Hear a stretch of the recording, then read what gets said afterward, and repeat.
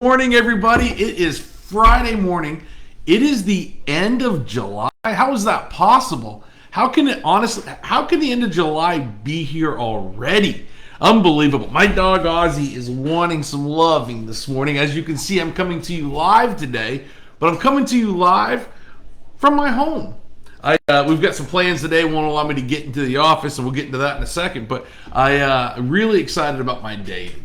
Super excited. And last week I talked about it. There are people that don't like the words super and excited together, which is just weird. It's like people who don't like to celebrate things. I don't get it, right? If we have a reason to celebrate or we have a reason to be super excited, we ought to share those things.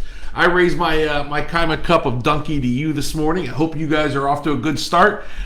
It is going to be brutal out there today, folks. Listen, it's the season, right?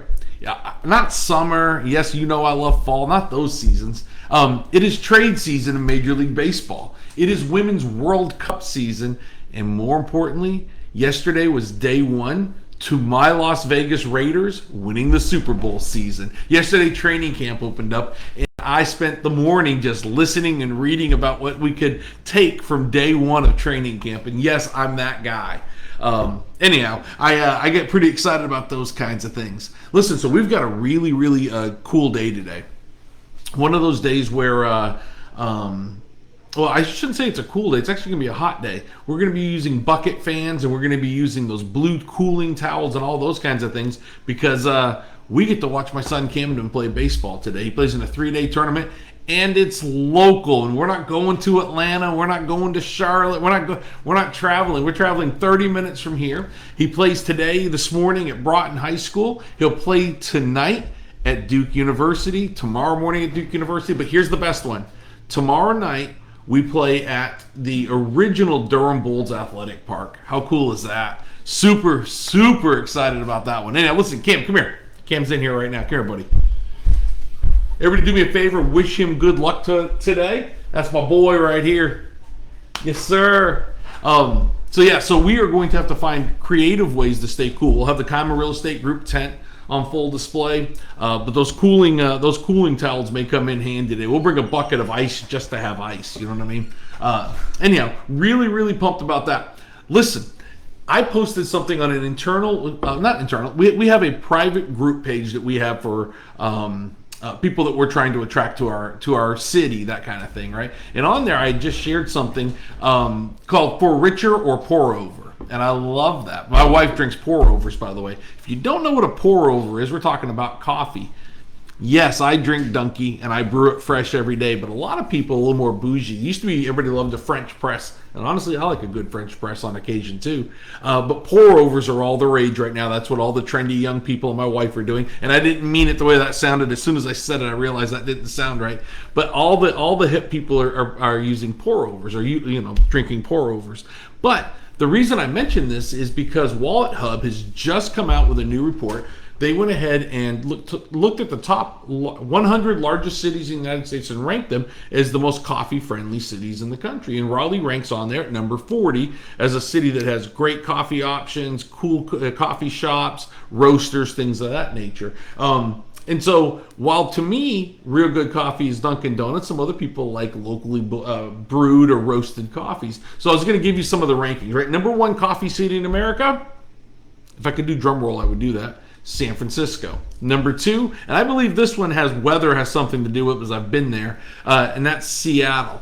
The reason I think Seattle is number two is because it's always cold, wet, and rainy there, and coffee just tastes better on a cold, wet, rainy day, which is why I can't wait for fall to get here.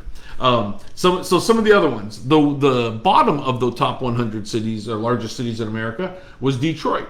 And I've got great friends in Detroit. I don't want any attacks. I'm just reading what I saw, right? I'm just the messenger. Locally, Greensboro ranked 94, Durham ranked 88, and Charlotte ranked 50.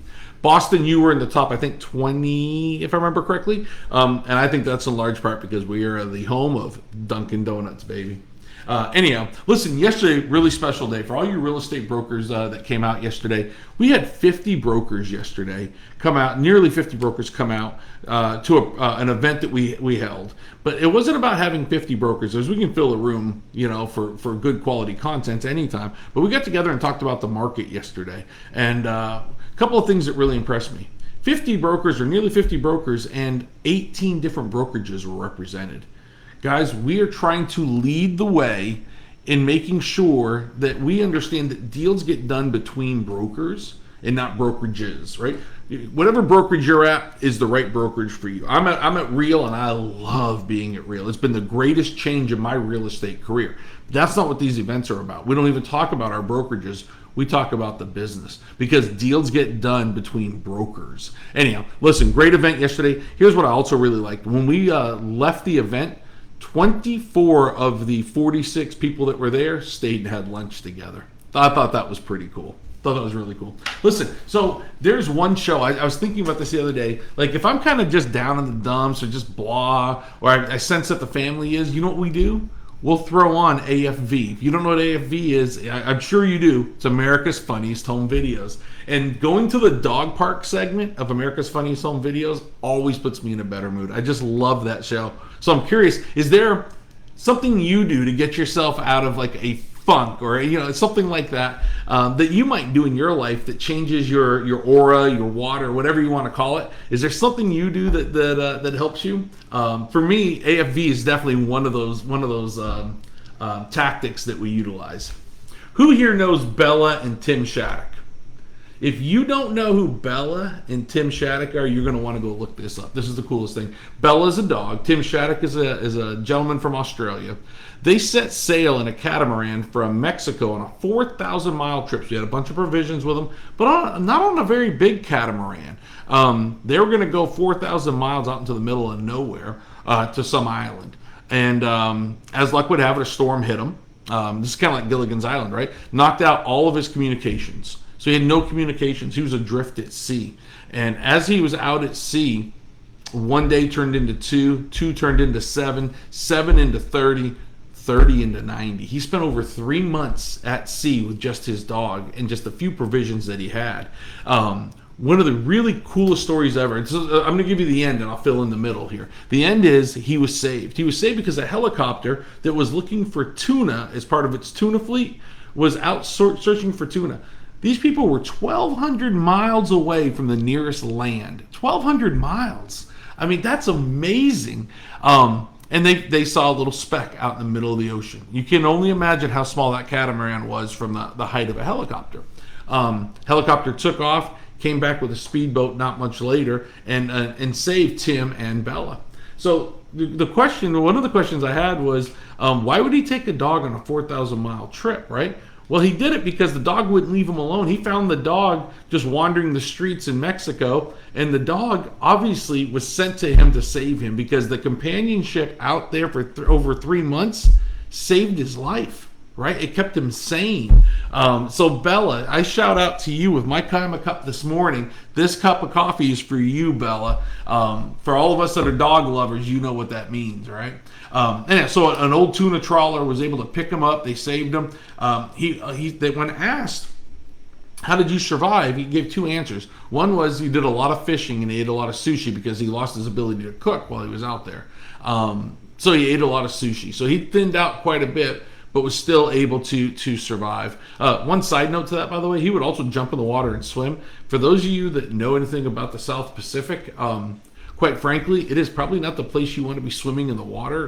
Very shark-infested waters. For those of you that don't know the story about the USS Indianapolis, look it up, but it's horrifying. But number 2, here's what he said.